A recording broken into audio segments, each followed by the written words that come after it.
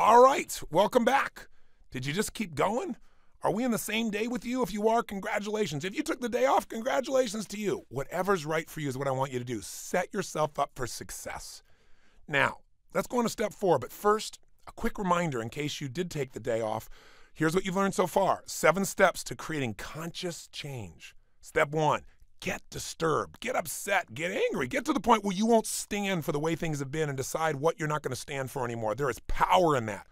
You know, the Jewish people, after experiencing the horror of the Holocaust, finally came up with a phrase that every person within that culture is well aware of, and that is never again.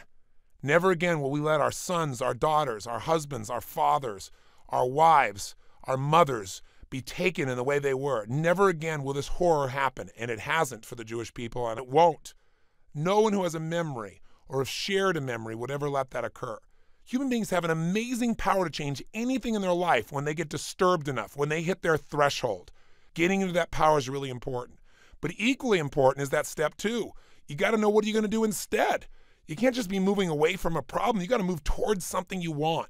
See, being disturbed is like having an explosive fuel. It's like fire. You get enough fuel in there and it's got enough combustion to it, enough energy to it, it can blow everything up. Or if it's channeled, it can be used to drive a rocket into space, into the stars, into your dreams. And that's what this is really about. So you've got to know precisely what you're after. And then finally, number 3, you came up with a massive action plan. So let's go on to step number 4, which I kind of shared with you a little bit about, and that is you've got to change your limiting beliefs. First of all, what is a belief? You know, we think of a belief as a thing when a belief is really a feeling. What a belief is a feeling of absolute certainty about what something means. If you believe beyond a shadow of a doubt that if I invite you to walk across fire, you're going to burn, then there's no way you're going to get yourself to do it. But if you're familiar with my Unleash the Power Within weekends or the Revolution seminars as they're known now, then you know for a fact that we've had literally 750,000 people from every age, from 7 years old to 87-year-olds that have crossed this fire. If the only thing stopping us is a belief. See, if you don't believe you can ever get yourself at 6 a.m., you're never going to. If you believe you have to have 8 or 9 hours sleep, you're going to make sure you get it because you don't believe you'll function without it. As you believe, so is it done unto you. Sound familiar? Whether you believe you can or whether you believe you can't, you're right. Because when you feel certain about something, you're going to find it. You're going to make it happen. If you're certain that you can't succeed, you're going to look for all the reasons why you shouldn't even start, because who wants to fail? Beliefs control our behavior. Now, sometimes the belief is unconscious. Like, you know, you've been taught your whole life, look before you leap. But you're also taught he who hesitates is lost. Figure that one out. Very often we have conflicting beliefs, but I can tell you this, whatever you're feeling and whatever you're doing is usually based on a belief, and you may not be conscious of it. If you're starting to feel really angry or really frustrated or really sad, I'll give you a little question to ask yourself, and I'll probably talk about this a couple of times, and that question's simply this. What would I have to believe to feel this way? What would I have to believe in order to feel this way? See, for me to be angry about this, I have to believe that this person has control of me and I can do nothing about it. Well, when you start to realize what you'd have to believe to feel a certain way, you start to say, wait a second, I can do something about it. That isn't true. And it breaks the hypnosis that the belief has. It takes away the certainty that you're at the effect of things and gives you the opportunity to take control. Does that make sense? The same thing can happen if you're feeling really sad. Why am I feeling sad? Well, in order to feel sad right now, what would I have to believe? I'd have to believe that nothing can ever get better, that I'm overwhelmed and I can't change anything, that, you know, I'm at the effect of it all. But you know what? We all know that's BS. Belief systems, right? But see, when we tell ourselves something over and over and over again with enough emotional intensity, we start believing it. It becomes an incantation. Most of our beliefs are things that we heard or saw, we felt a lot of emotion about, and then we repeated it to ourselves again and again unconsciously or consciously until we felt certain. And certainty is such a great asset when you get yourself certain about what you can achieve, what you can do, what you can change, what you can make happen, who you can love, what you can connect with, what you can create. But when you're certain about your limitations, you got a real challenge. And you know what? Most people know more about their limitations than their assets. I have a great friend. His name is John McCormick. He was Inc. Magazine's Entrepreneur of the Year many years ago. And one of the things that happened to him is early in his career, he was very, very successful. But he developed some beliefs that almost destroyed it. And what happened for him was he was a police officer in the early 60s, and he was assigned to a pretty tough area, the Bronx and Harlem. And he found himself one day in a position where he got a call about a burglary. and he raced to that call. On the way, he passed 2 other officers in a car who were just moseying on over. So he found himself alone with 1 gun and surrounded by 4 men with shotguns. Now, he was fairly freaked out, but he took control. He acted totally certain, which is a good thing to do when someone's got a gun on you. He said, listen, you're totally surrounded. Drop the guns. If you shoot me, you're going to fry forever. Besides that, how much money did you get anyway? And he asked it with such certainty. One guy said $27. He said, you want to die for $27? Drop your gun. And sure enough, they all dropped it. Certainty can be a pretty great asset. Sometimes you got to believe when there's no reason to believe. That, by the way, is called faith. And we all have faith. Belief is something you learn to have. Faith is something you're born with. So you can't drive down the street with a little yellow line separating you from all those crazies unless you have faith. Otherwise, you have to stay home, because what's going to prevent them from driving over to your side of the lane and killing you? Nothing. It happens every day. So how could you possibly drive with such uncertainty? You just have faith that it's going to work out. You don't focus on, oh my God, what if this happens? What if that happens? What if it doesn't work out or you couldn't drive? Well, the same thing's true with making a change or making a goal happen, making it real. Let me tell you the rest of the story with John, though. So John took a look at his life after that and said, you know, do I really want to risk my life to save somebody else's $27? And it was near Christmas time, and he was a bit frustrated, so he decided to make a change. Why? He got disturbed. Remember that? He said, this is disturbing. I'm risking my life for $27? I don't think so. And none of the other officers cared enough to even speed up and help me. Second, he decided he wanted something else in his life. And so it was Christmas time, and he said, you know what? I'm going to get together with my brother, and let's sell some Christmas trees and see if I got another option for making some money in my life, because this is not fulfilling me. He got clear he was unfulfilled. For years, he kidded himself and said, yeah, it's not that bad a job. Now he realized no more. So what does he want? He wants a new job, a new opportunity. He doesn't know what to do, so he came up with a massive action plan. He got together with his brother, and they poured together their money. He was making about $80 a week at the time. They put together between them $300, which is all the money they had, and it was 1 truckload of trees to get themselves started. They rented this little lot, and then they ran into the next problem. They found out nobody really in New York buys trees during the day. They usually come out at night to shop for that, and they had no electricity and no lights. His brother said, forget it. We're in this lot. There's no electricity. They're not going to buy here at night with no electricity. There's no lights. They can't see the trees. We got to go home. What's that called? A belief. Fortunately, John was disturbed enough, and he had a strong enough desire that he came up with another plan. He said, I believe there's another way to do this. Look, all we need is a long enough extension cord. And his brother said, what? He said, look, there's lots of houses around here. Somebody's got to help us. I believe somebody will help us. And you know what? John was certain. He knocked on doors with certainty, and no in the New York environment. And finally, one lady turned out that she had a son that worked for the police department. And she said, sure, I'll let you do it. So they got enough extension cords together, and they put together a little Christmas tree lot. Well, once they had lights, they were in business. And during that season, John's half of the profits equaled $3,000 over a 3.5-week period of time. Think about that compared to $80 a week. He was a pretty happy camper. But he didn't stop there. He started to believe, you know what, there's a way for me to make more money while I sleep than I did while I was working, which, by the way, is one of the principles you'll learn about on the financial session. But anyway, here's what he did. He took his $3,000 and he invested in stocks during the 1960s, another bull market, if you recall, and he made $100,000 in less than a year on his investments. He was doing so well that a couple of people in the brokerage house asked to meet him, and they offered him a job. He went to work within the brokerage, and in less than a year, he turned his $100,000 into $1.5 million. He was riding high. He got himself several limousines, one for himself and one for his extra friends. It's amazing when you get that much money, how many extra friends you suddenly have in your life. And even his lady, who later became his wife, dropped him and said, you know what, when you get real, give me a call. Sometimes people's beliefs change. They start to think with certainty that they can't make a mistake. And boy, that's a problem, isn't it? The bottom line is it only took him 3 more months to lose it all. Not only lose it all, but he thought for sure he could do well, so he borrowed another $250,000 and lost it too. He literally got to the point in his life where he was considering killing himself because he just felt like he had nothing to live for. He lost everything. He felt like he was stripped of his dignity. And he went to the beach. And he was looking out the water, thinking about how he might end his life.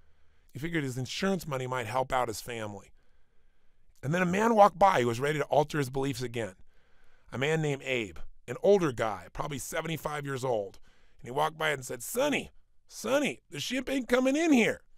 You got to go out and make the ship happen. He said, what are you talking about? And he met a mentor, a man who would become his hour of power each morning on the beach. Without telling you his whole story, I'll just tell you this. Abe got him from stop thinking about what he didn't have in his life and start believing in what he did. One of the first things he asked him was, tell me, let's make a balance sheet of your life. Do you know what a balance sheet is? And John said, well, yeah, sure. He said, but, here's what I got. I've got no real job opportunities. I got police officer's education, and I got no money, and I owe $250,000. And Abe said to him, any man who knows more about his liabilities than his assets is really in trouble. He said, well, I don't really have any assets. He said, young man, if you got someone to loan you $250,000, you have some assets, because anybody who can convince people to do that has got persuasive power. He said, do you know the English language? He said, well, yeah. He said, write it down. That's an enormous asset. He said, do you know currency? He said, well, you mean like dollars to yen? He goes, no. Do you know how to make change? Dollars, quarters. Do you know how to make change? He goes, well, yeah. He goes, write that down. Knows currency. He went through this whole list. He said, do you know how many people came to this country who didn't speak English, that didn't understand the currency, that didn't know anybody, didn't have any friends, that didn't have anything and became multimillionaires? He said, you have so many assets, it's a joke, but you know more about your limitations. When you have limiting beliefs, you have limitations. It's time to get rid of them. The end of John's story is Abe became his mentor and helped him to change his beliefs by just challenging him. And that's what you got to do for yourself. Challenge the old things that are in your head. Don't let them sit around like old records that play again and again. You wouldn't listen to music you were bored with. You wouldn't go to a movie over and over again that you knew was insane and boring and stupid. Why would you go to that in your head by listening to a belief that doesn't make sense? Only because you're not aware of it. So let's handle it. And by the way, my good friend John got many other mentors in his life, and as I told you, became Entrepreneur of the Year. This is an amazing turnaround. All turnarounds are a turnaround in beliefs. So you might say, but Tony, I don't want to make $1 million. I just want to lose some weight. I want to get myself to work out. Well, let me give some examples of friends of mine and family members, because these are people I not only know what the result was initially, but I know what they've had a lasting change, because that's what you want, right? You don't want to just change for a moment. The way to get lasting changes is not only get a plan, but develop a sense of absolute certainty that working out or whatever it is you want to change is what you're about as a person. Let me give you this example. This young lady, for years, she wanted to work out. She talked about working out, but she should never get herself to do it. In fact, sometimes watching me work out would get her really negative, because it reminded her of all the times that she wasn't working out, what she wasn't doing, what she wasn't following through on. But I got to tell you something. She made a revolution, and frankly, she's my role model now. I mean, she is so absolutely consistent, no excuses, and the changes were a change in beliefs. But I'll tell you what her beliefs were 5 years ago, her psychology, if you will, and what they are today. 5 years ago, she believed, I'll never exercise, but I really want to. Now think about that. I never exercise, but I want to. Want is such a weak thought, isn't it? You never work out when you want something. You don't do something when you know you should do it. You only do it when it's really a must for you. Secondly, she thought, well, it's not that bad yet. That's a great way to live your life. Live your life so it's not bad enough for you to change, so just live in a way that doesn't really fulfill you. The yet is the key word there, because it tells you she believed it was going to get worse. Third is she believed there's still time. I'm still young enough, I can still turn it around. And her fourth belief was it takes too much time. I'm just so busy right now. The truth is she's more busy today than any time in her life. She has more responsibilities. She never misses the exercise, and it is her juice. It is what makes her life work. But back then, there wasn't time. Then it was too painful. And one of the reasons was when you first work out the first time, it feels good. But day two, if you're lifting weights or even running, very often within 2 or 3 days, you might feel stiff initially because you're using muscles you haven't used before. So she'd feel that stiffness and then decide to quit. Well, then she'd go back to exercising, and she never made it through the threshold. She'd have to start over and go through the pain again. If you just keep working out, you don't go through that pain. You have the normal momentum. The muscles work. Everything feels great. It's just that initial time, but she kept going through the initial barrier again and again, so she linked pain to exercise. 6, she didn't believe she could really afford a trainer. But when I had nothing, I went out and got a trainer because I valued my body so much. I said, this has to be as important to me as a meal. This has to be important to me as anything else, because by not having a trainer, she'd work out too hard. She'd overdo it. And then what would happen is she developed certainty, all right? Certainty that exercise equals pain. And finally, she believed it was easier to eat than it was to do anything else. If something happened, she got scared, she ate. She got stressed, she ate. If she got herself in a position where she felt overwhelmed, she'd go eat. What changed her life was something disturbed her. And again, for some people, that's having a birthday with a 0 or maybe a 5 after the age of 40 at least. For some people, it's someone says something to them, or they feel overwhelmed, or they finally look in the mirror and tell themselves the truth, or they just feel so fat they hit threshold. And living on the beach, right on the sand, she decided one morning to go out for a walk. And she loved it. Just walking along the beach, hearing the water, letting her thoughts flow. The next day she walked again. After a couple weeks of doing this, she started jogging. After a couple weeks of jogging, she got a trainer. And after a while, it became her total time. Today, she has a totally different set of beliefs. First of all, she works out all the time. 6 days a week is pretty consistent for her. So her first belief now is I must have time for myself every day to think about my life. And that gives me more to give to others. And this is my time and it comes first. Second, she believes I'm worth it. Nothing's more important than this.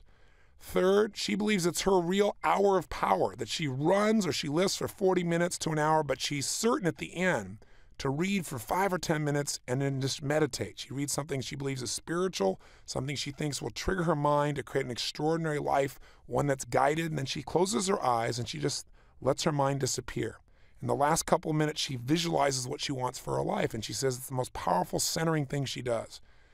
Fourth, she believes if I don't do this, I get stressed easier, I get tired easier, and when I do it, I have the edge. And it's the edge of peacefulness. She said, people tell me all the time, going, oh, heck's breaking loose around you, but you seem so calm. She said, because I create that calm first thing in the morning. I create that strength. Her fifth belief is it's fun. And she said, I love it.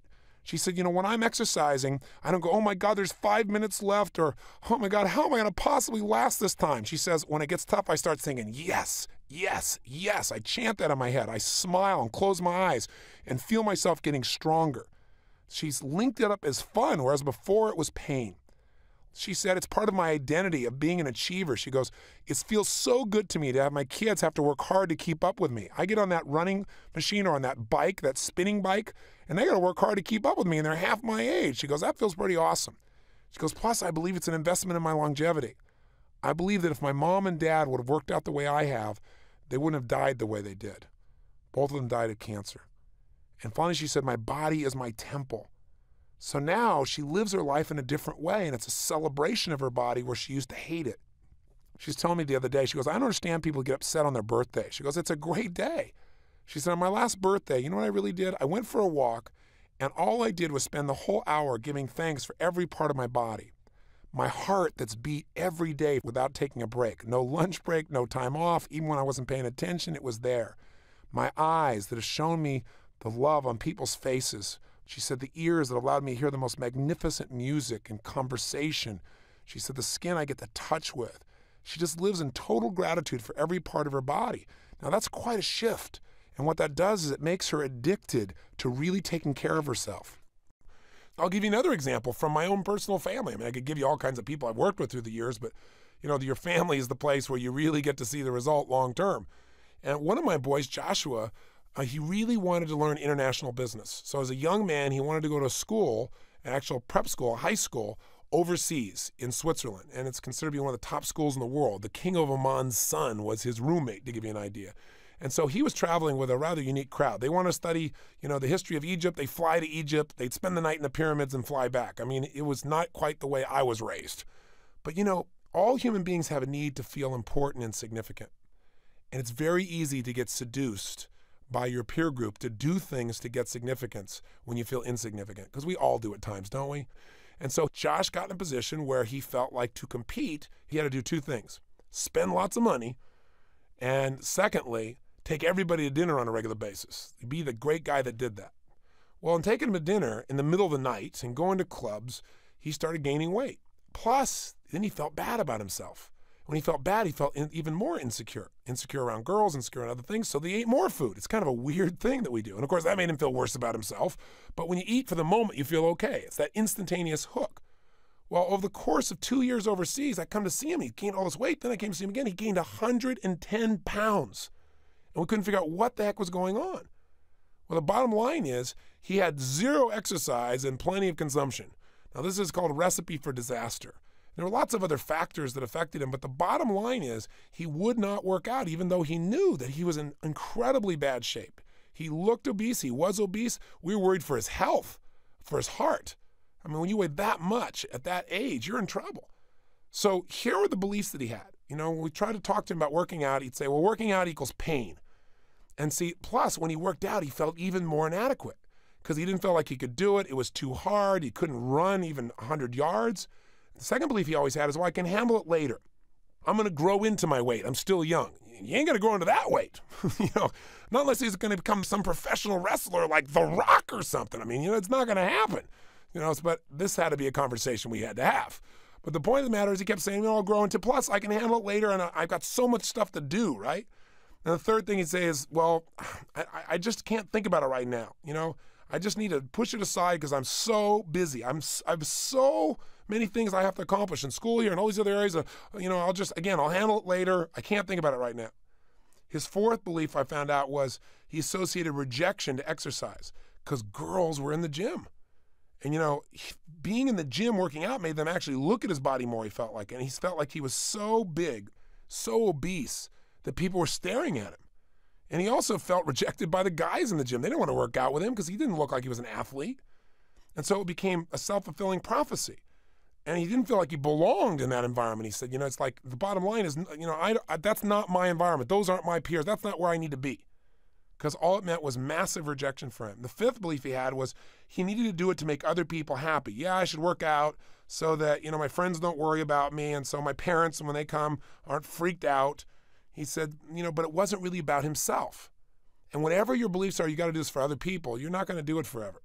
The only time you get a lasting change is when you decide, I got to do this for me, and you really believe it. So instead of working out, what do? He'd eat or he'd smoke. He'd do something else that would sedate himself and get rid of the pain for the moment, but of course wouldn't change it long term. The sixth belief he had is, I don't have the willpower to do it. And by the way, he was certain about that. And so when you've done all these negative beliefs and you keep doing this eating, pretty soon it feeds itself, so to speak. And what happens is at this point, of course you feel like you have no willpower because it feels like you're trying to push a truck up the side of a hill. I mean, it seems too difficult. And so he had plenty of references that he was really in a position where he didn't have any willpower. We all have willpower. We just got to exercise it. And it feels weak when you haven't used it. Just like a muscle feels weak, but it's there. But his way of not feeling bad about not having willpower is he said, well, this is not forever. This is just while I'm in school here. I'll handle it later. Same concept that people use so often. And then the last belief is, well, I've got to eat all day long because I'm with friends, which was really interesting because it was his way of connecting with his friends. It's what he did when he was bored. It's what he did when he was alone. He was always filling up the emotional hole with food. Now, so how did he change? Well, I'll tell you what changed him. Number one, he got scared, and that's a belief. Right? A belief is nothing but a feeling of certainty. He got certain he was going to die because all of a sudden at 20 years old, his heart was racing like crazy. Secondly, I did an intervention with him to help him discover just how important this was going to be and got him totally emotionally associated that this change was not a should but an absolute must. And I found all the leverage inside of him that would move that. His mom did it. We got his friends to do it. We used everybody around him as his peers to get that kind of leverage to make change a must. Third, he developed a new belief. He began to realize he would never really love himself if he didn't love his own body. Oh my God, when he realized that, I remember the day he started crying as we started talking about it. And he realized he wasn't loving himself. He felt no love. No matter who would love him, he didn't love himself. And you can't say you love yourself while you abuse yourself physically. And let me tell you the good news. You can change it how fast? In a heartbeat with some action today. So if you're one of those people, it's time to change. The fourth belief is he never attracted the quality of woman he wanted because that quality of woman would want a higher standard of a guy, not just physically, but that his body was a reflection of his psychology, his way of living his life. And if he had low enough standards to be that fat, to be that slovenly, how could he ever expect to attract the quality of woman he's always dreamed of? What is he doing here? With these beliefs, he's developing drive to change everything. These are his reasons of what made him have to change. Number 5, he started remembering all the times he was left behind because he wasn't in shape, or how in exercise at class he was always at the back and he hated being left behind. And he used that. Do you hear what we're doing here? He used these things to get himself disturbed. Do you follow? You see, well, wasn't he disturbed before? No, he developed a set of beliefs that made it okay. Whenever somebody says it's okay, I think, oh boy, that's the death rattle to desire. That's the death rattle to achievement. That's the death rattle to a quality life. Okay. So you don't want to say I'm okay because that's just saying I'm giving up. The bottom line is he feared rejection every day, but he realized he was getting it all the time. So being overweight wasn't helping him avoid rejection, it was creating it. Next, what gave him leverage is he started to realize he had something more to do with his life than, as he called it, pee it away. I won't give you all the strong words he used, but he used strong words by eating and smoking all the time. Now, by the way, is it important to use strong words to get yourself driven? You bet. If you go, oh gosh, I'm a smidge overweight, you're not going to do anything. You got to find a way of languaging that is real and intense. People say, well, how do you feel about that? Well, I don't like it. You don't like it or you hate it. How do you really feel if you're being honest with yourself? So you got to get to that point to have the drive to change. And finally, the 8th thing is he had such physical pain. He was coughing to the point that his vision was blurring. And he was so overweight and his body wasn't functioning that he began to throw up all the time. I mean, it took an immense amount to get him to the point of creating change. So how did he change? Well, rather than the how, the action's easy. And if you do go through a program like The Time of Your Life or anything like that, you'll see we actually show you the exact plans of people who lost 80, 100, 110 pounds. Because if I haven't made it clear, he lost all 110 pounds. And more importantly, lost the weight. He's kept it off ever since. And his psychology has changed, right? He set himself up to have an extraordinary life. And one of the things he does, by the way, is he starts his day with his hour of power. It's time for him first. And he loves it. In the beginning, he couldn't even run 50 yards, 100 yards. Now he's probably the best shape of anybody in our family. He's an absolute addict to this, and he's so proud of himself, as he deserves to be. He's got immense self-esteem. Why? He has esteem for himself because he's pushed himself through unbelievable barriers, and he has the pride of what he's produced. So what are his new beliefs? I was asking him this the other day. So, well, his first belief is that food is nourishment. It's fuel. It's not something to go get feelings from. Second belief is exercise is the key to self-love. Boy, is that a change in beliefs? He said, my physical accomplishments are the ultimate accomplishments because my body is my temple. Very big difference from his original belief that none of this really matters.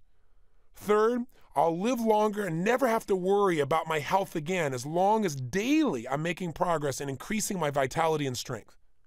His fourth belief, working out every day gives me ultimate confidence. By starting my day with great accomplishments, I feel like the day is already a success and it gives me more results because I get on a roll.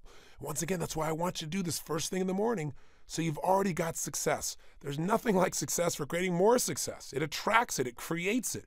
But if you start your day getting immersed in something that you feel like you have no control over, and there's lots of things like that in life that you can't control but you can influence, pretty soon you lose your sense of confidence. So if you've started out by mastering yourself, then you know whatever shows up in that world, you're going to shape it. If you can't control it, you'll lead it, you'll persuade it, you'll influence it, or you'll make the most of it, which is what we all have to do in life. He said, fifth belief is exercise and eating well is something you do every day. And it's a big part of my life. It's a great part of my life. And it's something I can share with people because his whole thing before is he didn't want to be alone. So he said, I play racquetball, I can run, and I lift weights with other people that I know. I've met people at the gym and they're my friends. I look forward to seeing them in the morning because he's a people person. Sixth, he says, I know it's something I'll do forever. Boy, what a belief to have. He said, because it's the purpose of my life. It's the purpose of my life to be absolutely consistent with a peak performance life. It's the purpose of my life to be dynamic and outrageous and strong and healthy and to inspire other people to do the same. And I can't inspire them to do it if I'm not doing it with myself. 7, this is congruent for what I stand for. I believe in myself. This is my expression of self-love. 8th belief, what you do with your physical body is a reflection of your entire life. If you don't take care of your body, you don't take care of your life. If you're not disciplined with your body, you're not disciplined in your life. If you don't love your body, you don't love your life. Boy, that's putting it all on the line, isn't it? But the best thing is he's scheduled this. He's got the beliefs, but he's also got the plan. Do you follow how important this is? I've spent a lot of time on these examples, but the reason is psychology is everything. You know, you got to get disturbed. You got to get clear on making yourself a decision about what you're committed to. What's that result and why? You got to get a plan, a real plan, and you got to schedule that plan. And you got to make sure you got a set of beliefs in place that you've decided to live by that will get you to follow through on a constant and consistent basis. Let me tell you what's great. As soon as you start to get any results at all, you'll get momentum, and with that momentum, you'll develop new beliefs. About half of these beliefs he's developed since he started working out. And all they do is they make him do it for the rest of his life. They make it a part of his lifestyle. So if you can just get yourself in gear, you're going to get the kind of results you want. So here's what I want you to do now. Take out your Get the Edge journal, and if it takes you 2 days to do this because you're stopping your car, I don't care, but I want you to do these steps.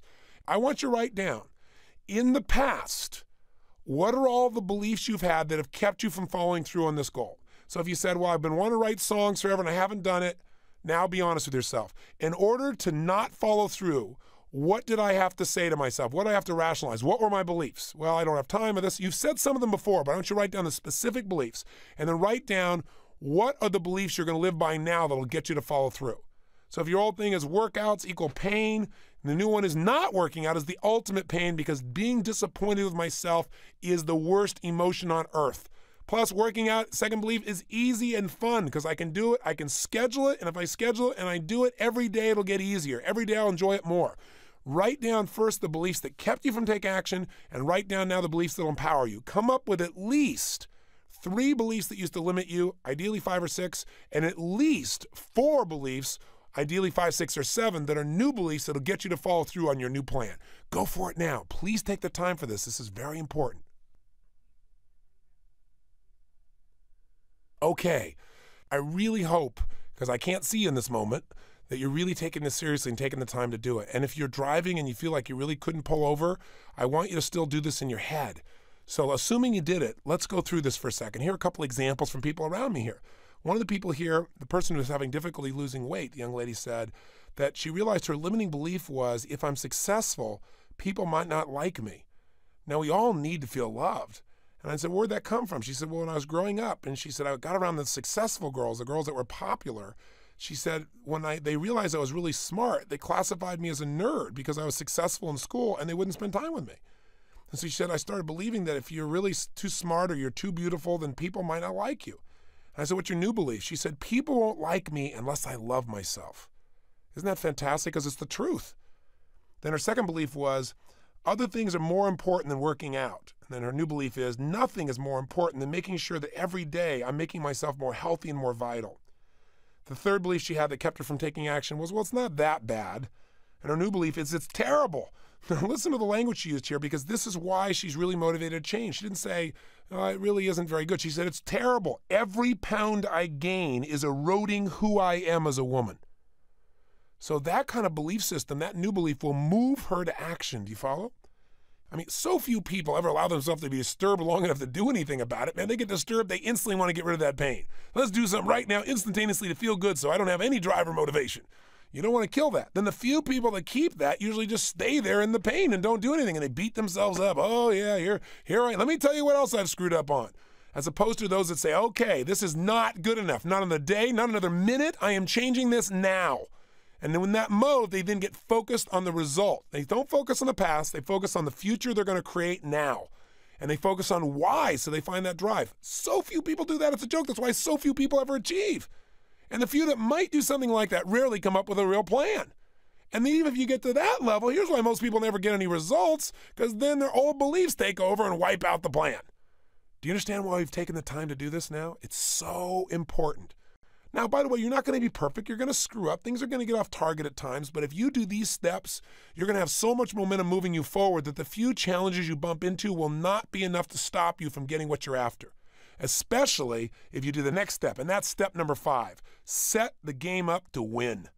Now, what does that mean? You got to set yourself up to win. So many people, when they build their plan, when they organize things, they make it so rigid, so tight, so intense that there's no possibility of you feeling like a success. If you're going to win, you got to be able to reward yourself for doing things approximately right in the beginning.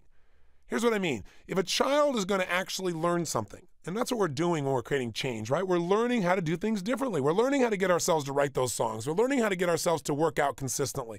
We're learning how to take the time for ourselves or create those products. We're relearning. We're learning something. So when you go to learn something, you don't usually do it perfectly the first time. And if you have to do it perfect or you beat yourself up, your brain's going to go, why even try? I don't want to feel like a failure. So you got to set up the game so you can win. Now, the secret then is when you create a plan to do something is do everything you can to make it so it's enjoyable along the way. I call it scoring it. You know, if you think about it, if you go to a movie and there's no music, it's not the same movie. You can go to a movie that's, okay, with a great music, it's like it lifts your emotion, it moves you. So for example, in all my seminars, I use music at various points. I have people move. I do things. I use humor. I use jokes. I put things on the screen. Anything I can to score it, to add that additional emotional intensity that makes the process enjoyable, not just the outcome. Does that make sense? Think of it this way. If you're familiar with my work, I teach that all human beings are driven by 6 needs. Now, I'm not going to go through them here in detail because they're in Personal Power Classics, and hopefully you've already gone through that now, haven't you? You're supposed to go through that week first. I hope you did it. But I will tell you this. One of those needs is the need for certainty. We have to be certain we can be comfortable. If you're not certain that you can be comfortable, if you're not certain the ceiling above you is going to stay up, you can't hear anything anybody says. Certainty is a survival instinct. We got to feel that we can avoid pain, we can have some pleasure. So if you're going to work out, as an example, you got to make sure you train that trainer to say, listen, in the beginning, your goal is not to kill me.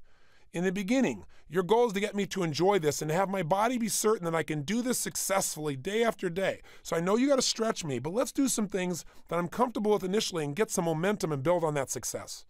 You know, if you're going to be successful in anything, the second need we have is for uncertainty, which is a code word for variety. God has a sense of humor. He wants us to be certain and uncertain simultaneously. He just wants to twist our brain. And if we are able to take this brain and balance it out, we have tremendous power. When I go to exercise, I mean, to me, it was boring to run in the beginning. Now I like it.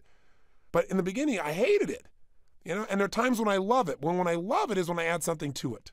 And what I add to it is incantations, or I add music, because I love music, or I'd run with a friend, or I do it in an environment that's fun, or I do something different every day, a different kind of workout, a different kind of movement, a different kind of exercise. Anything that you can do to add variety is going to make you enjoy the process, and now you're going to want to do it as opposed to having to do it. That's part of how you set the game up to win. That's how you get the edge in life. You get the edge by creating enjoyment in the process, not just enjoyment someday when it's all done.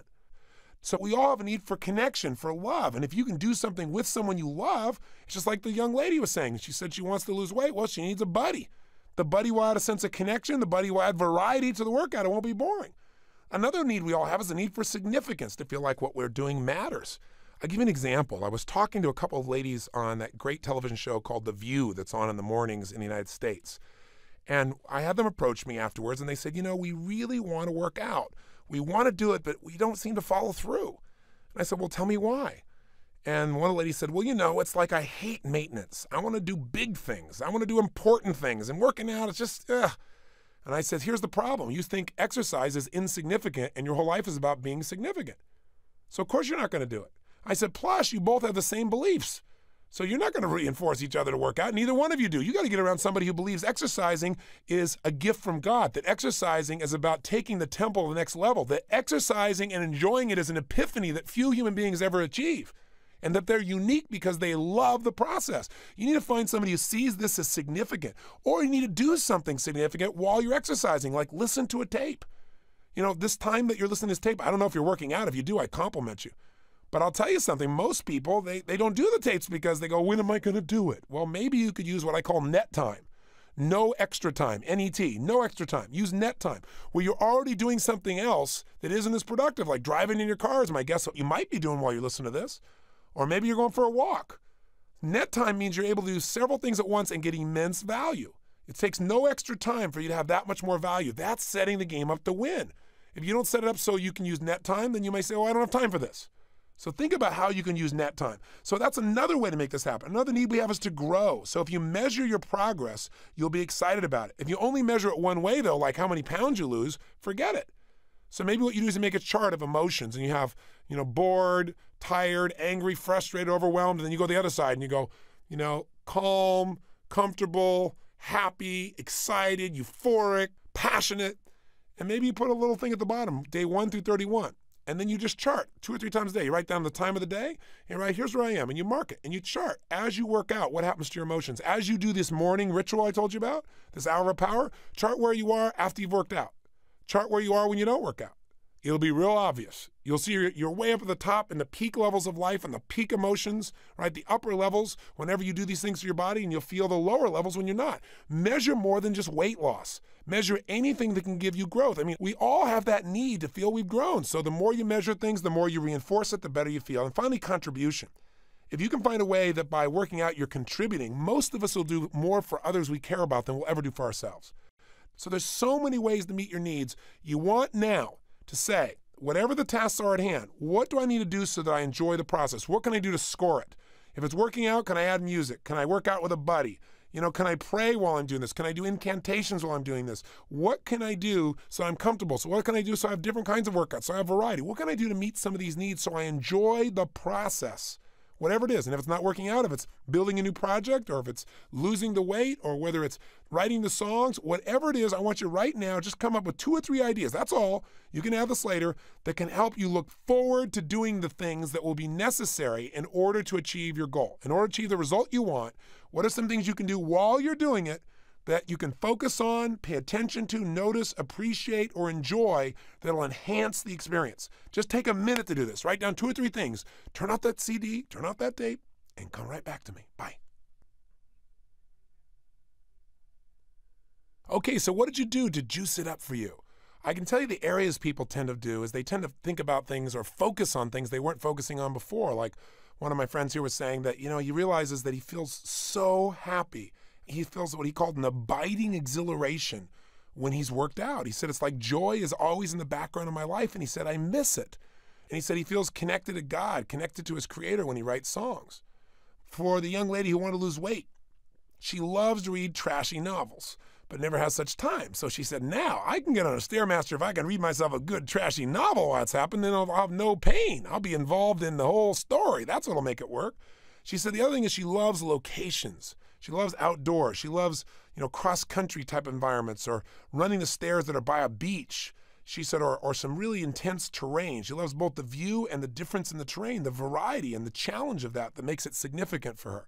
So those are some things that she added to her list. So all of us can juice things up. The more we juice it up, the more we set up the game to win. Here's the last 2 real quick. Step number 6, take massive action. And when do you do it? Well, when would now be a good time? Right? You don't want to wait now. So often my kids will say something like, we ought to do X. And I'll look at them and say, when would now be a good time to do that? And they look at me, they get a little quizzical look on their face, and they start to smile, and they get the message.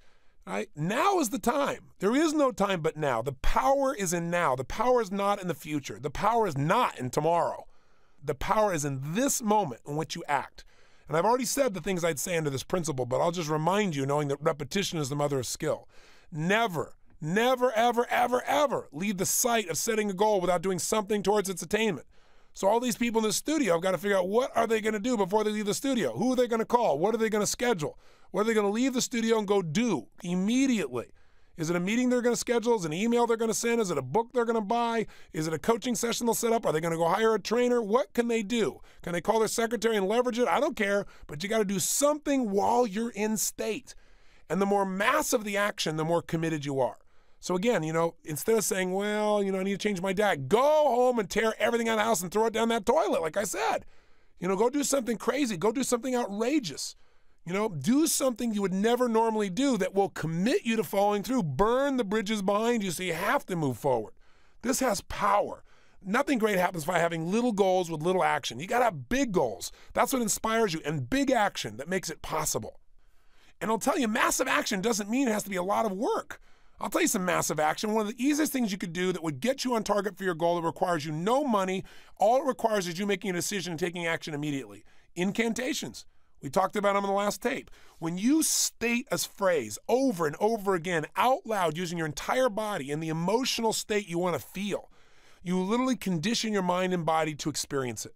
So for example, if you want to get your body in shape and you start to create a phrase, it doesn't even have to sound good. I'm a lean, mean, fighting machine. I'm a lean, mean, fighting machine. Or, I'm a fit, lean, mean, fighting machine. I don't know what you want to say. Or every day in every way, I'm getting stronger and stronger. Every day in every way, I'm feeling happier and happier. And you say that for 45 minutes while you walk or jog or run. You talk about massive action. It's called massive conditioning. You can't just get rid of a negative belief. You got to replace it. You could just incant your new beliefs, the beliefs that you wrote down earlier. You could just say them again and again and change the emphasis, so change the state. Say it with pride. Say it with strength. Say it with a smile on your face. Say it with laughter in your heart. Say it as if God was guiding you. By changing the emotion, you change the impact that you feel inside your body, and you literally begin to condition yourself for more action. Again, you get momentum. Massive action creates momentum. Massive action is the cure-all. Massive action doesn't mean you have to do 5,000 things. It means do something. And if it's something big and you go after it and you make progress of any sort, it's going to reinforce you because you're going to see that the big problem is not as big as you thought in your head. Things are always bigger in your head than they really are. Tackle it. Make it real. Do it right now.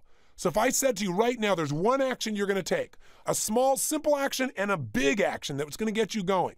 Something you could do like a quick phone call, email, and then something that required time, energy, or money, or a big effort. You're going to go out and you're going to take that car of yours and you're going to blow it up so no one has to drive it. So you've been embarrassed by it. Your kids are embarrassed. You're going to commit yourself. I don't know. What's a big action? What's a little action? Turn off this program just for a second and write down those two things. Go. This is a pretty cool process, isn't it? You know why? Because this is really a results workshop. This is how you get results.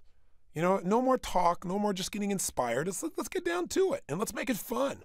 Now, what were your actions? What did you come up with? Did you come up with a little one and a big one? I'll give you some examples from the people here. For John, our producer here, who wanted to make sure he got his songs going and start working out, he said 2 simple actions, immediate. Number 1, the minute he goes home, he's going to grab the clipboard and he's going to put it right on his pillow. So he can't miss it, and it's just an absolute commitment. This is going to be, it's so easy, but it'll make it happen. And he said the second thing, which is a big thing for him because he hasn't worked out in a while, is he's going to put on his gear instantly with no delay, go right in there and get busy. Those 2 things will get him momentum. You know, once he gets in there, he'll feel good. The hardest part of working out is getting in the gym.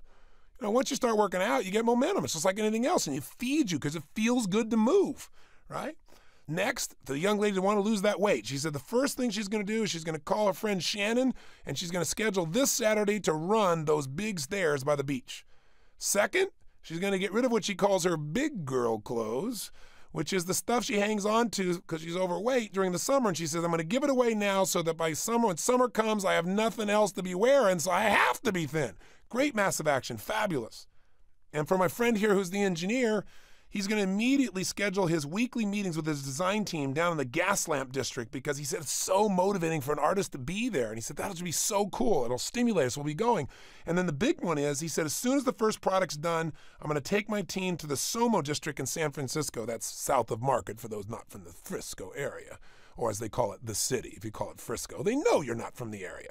But the point is, he's going to take his whole team up there so they'll be inspired and they'll be rewarded and everybody's got something to look forward to. So this is the kind of thing that gets momentum going. So here's the final step. Step number 7, use the 7th power. You go, step 7, 7th power? Is this designed to confuse me? Yes, it's designed to sound mysterious because we're coming to the end of the workshop and you have to add a little zest in here because, you know, while we've got an action plan here, it's pretty basic. So you have to make it sound really special, the 7th power. But my 7th power is this. I was doing a speech recently, not that long ago, for the Marines. And the general asked me to come in and speak, and he wanted me to talk to the Marines on raising their standards. The Marines raising their standards. This is an interesting process, right? And he's a great guy, and he's a big fan of mine. And he said, you know, what can we do for you? And he said, because, you know, we don't usually have the kind of budget to pay for a person like you. And I said, listen, I'll come in for free. I do government work always for free. And I said, so if it's just a talk, I'll be happy to serve. And he said, well, I got to do something for you. He said, you know what? How about I make arrangements for you to play with all our toys? You know, like shoot some M16s and drive some tanks and fly some Apache helicopters. And I'm like, yes. Now, all the girls listening are going, what are you talking about? But guys understand this. So it was very cool. So I'm very excited. I'm going to go use all these things, and I'm excited about my talk. And he wanted everyone to hear me. And there was a group of 300 men that were out on the survival course that's supposed to be 6 days. And they had been 3 days without food. And they're out literally in the middle of this area. And he decided they don't want to miss the talk. So he wanted to bring them back for my talk. So I'm standing out there, and I don't know, a couple thousand Marines everywhere I can see. And they're standing there, these 300 guys, in full gear, battle gear, in the hot sun at 12 noon with about 98 degrees. And they've got their black war paint on, and they're holding their M16s in their hands. And I'm thinking, I better do a good job here, you know? And so I thought, oh my God, I got to make sure my standard's high. So I did my talk with these guys, with them for about 3 hours, supposed to be an hour and a half, and they went for it and I went for it. And we just went till we got the result, because it wasn't about the action plan. It was about doing whatever it took to get them where they needed to be. And at the end, I mean, you got chills as these people were doing this incantation that we do called I Am the Voice. It was amazing. Some of you have been to my seminars, you know what I'm talking about. But all these Marines doing this, and the general afterwards, he was driving me in his car, and we're going to go see this Apache helicopter, and I'm juiced, and he's juiced. And he said, you know, Tony, he said, I've never seen anything like that. That is extraordinary. And I said, well, thank you so much, sir. And he said, you know, I got to ask you a question, though. He said, you got them to raise their standards today immensely. And he said, not all of them will keep those standards, but he said, I know some of those men, they were moved today. But I got to tell you, even without you, we get them to raise their standards. He said, in fact, most of these people, most of these men and women have the highest standard today as a Marine that they'll ever have in their life. And he said, it's sad because when they leave this environment, he said, their standards will drop for a lot of them, for the majority of them, Tony. And he said, why do you think that is? Is it because people don't care? Is it because people are basically lazy? Is it because people have to be supervised like children? I mean, why is it that people lower their standards like that? And I said, sir, it's not that people are lazy. It's not that they don't care. It's that most people's lives are a direct reflection of the expectations of their peer group. And he looked at me and said, wow, that's heavy. And I thought, yeah, that's good. I should write that down, right? And I said, let me say that again, sir, so I could remember it, of course. I said, most people's lives are a direct reflection of the expectations of their peer group. Everybody in life has standards for themselves, but we all have certain needs. And one of those needs we talked about earlier is the need for love and connection. One of those needs is the need to feel like we're significant or important to the people around us. And the people that have the power to make us feel loved or unloved, the people we give that power to are the people we call our peers. Now, for some people, the peers are their family. For some people, the peers are their friends at home. For some people, they have their peers at work. But anybody who you care how they feel about you has the power to influence the way you think to some extent. Now, some people are completely influenced by their peers, and some people tend to lead their peers. But everyone is influenced to some extent. And the reason is because we all want this love and connection. So when I say that most people's lives are a direct reflection of the expectations of their peer group, here's what that means. If you have a peer group of people who you care how they feel about you, and they have a lower expectation for what they want for their body, for example, let's say they're comfortable with being overweight, then if you have a higher standard, it's going to bother you to see that they're overweight. But because they're your friends, you don't want to make them wrong all the time, and that would feel terrible. You love them. Plus, they don't want to feel like they're not significant either. So they're not going to try and pull you down because they don't love you. They're going to go, hey, it's just one piece of chocolate. Come on, it's just one more bite. Come on. Oh, stop being so rigid. And all they're doing is trying to make sure they don't lose you. Because everybody senses that if you have a higher standard, that they're not as important. If you have a higher standard, they feel less significant. If you have a higher standard, you might not feel as connected. So people become vested very often in bringing you to a lower standard to where they are. Now, the opposite happens. If you join a group of people that have a higher standard than you have for your life, just to stay in that peer group, you have to raise your standards, don't you? To be a Marine, you got to raise your standards. To be in the airborne, you got to raise your standards, right? If you're going to play that same example I gave you, tennis, and you're playing against people much better than you are, you're going to get better because you have to, just to stay in rapport, just to stay in the game, just for them to want to visit with you. Because otherwise they're going to get bored. And that's true of emotions, that's true of spirit, that's true of economic success, that's true of how much negativity you're willing to put out or not. Whoever you're around, here's the simple thought. Whoever you spend time with is who you become. If you lie down with dogs, you come up with fleas. It's an old phrase, it's another one of those cliches, but it is so true. Because who you spend time with is who you become, because eventually, if you got higher standards, one of two things are going to happen. Either you're going to get them to raise their standards and you're going to lead them to a new level, or you're going to get frustrated, burnout, tired, or going to comply with their standards sooner or later out of your need for love. So in life, here's what you got to do. A lot of people say, yeah, but my peer group's my family. Oh, no. Here's what you got to do. Love your family, pick your peer group, right? Because a lot of family members are not the right people to be influencing how you feel because a lot of them have their own stuff. So you got to pick your peer group and love your family because you got to love your family whether they're nice or not. That's just about being a human being, right? So when I say to tap into the seventh power, it's the power of environment. It's the power of picking a peer group that has a higher standard.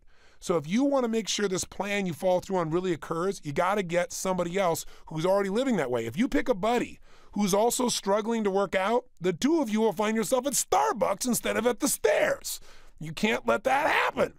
Find somebody who's already succeeding. That's why hiring a coach is so valuable, because you know they can't cop out. That's their job, and you know they live it every day. But if you get somebody who's equally struggling as you are just because they give you good company, I can promise you the two of you are unlikely to hit the ultimate level you're after. You got to get around people with a higher standard. Now, if you get that person and you take your friend with you, and the two of you have someone who's a higher standard, and you both care how they feel, or you've hired them so you have to follow through, then you got a different game, don't you? then things are going to actually occur. That's why I so believe in coaching. I mean, my favorite thing is to make sure that when somebody has an immersion program like this, there's someone to walk you through making sure you take action. So I really encourage you to call our company and get yourself a coach. Start out for 90 days. At the end of 90 days, if you're not thrilled, you can end it. But you won't. You'll find these coaches will make a difference in your life long term. Because what coaches are people that have a higher standard and they have an entire focus to make sure you follow through, and you can't manipulate them. Because while they care about you, they care enough to not let you lie to yourself, not distort things. And they'll help you get disturbed if you're not. And they'll do it in a way that's elegant and respectful. They'll help you make these decisions. They basically get you to do these 7 steps on a regular basis instead of you hoping that it works out. So that's why coaching's so valuable. But you got to create an environment where you are reinforced for doing what it is you're really committed to.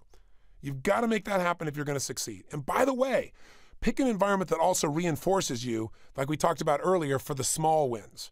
You got to have somebody that not only will challenge you, but you got to make sure you get rewarded. So if they don't do it for yourself.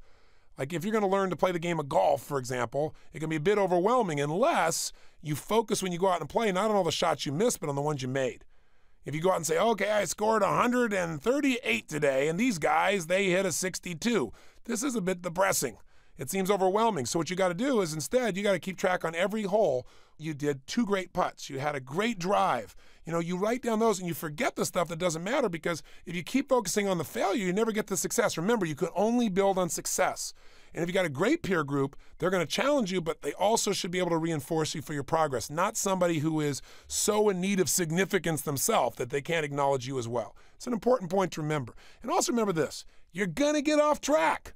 You're going to screw up.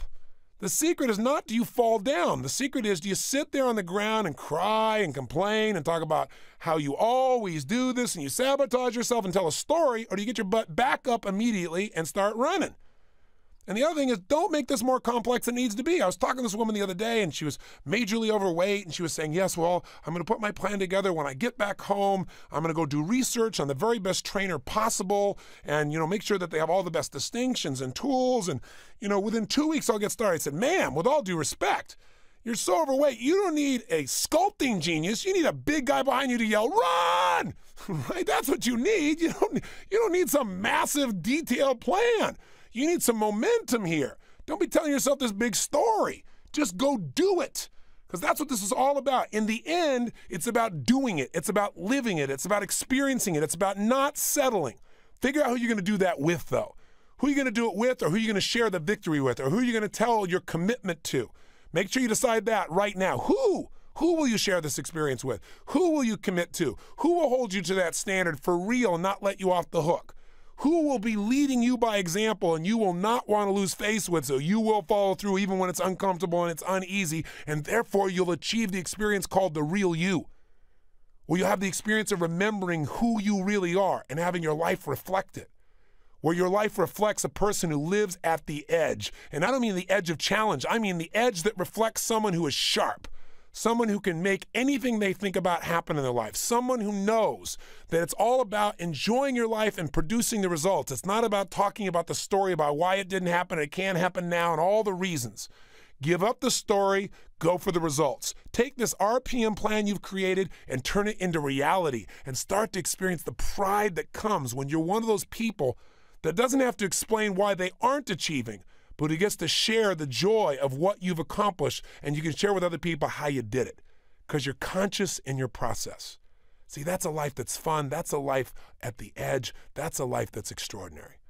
So I hope this results workshop has moved you forward. And if you didn't do some of the steps, go back and do them. The way you get results is doing things, not just listening to things. And if you got to listen to this 10 times to get yourself to do it, do it.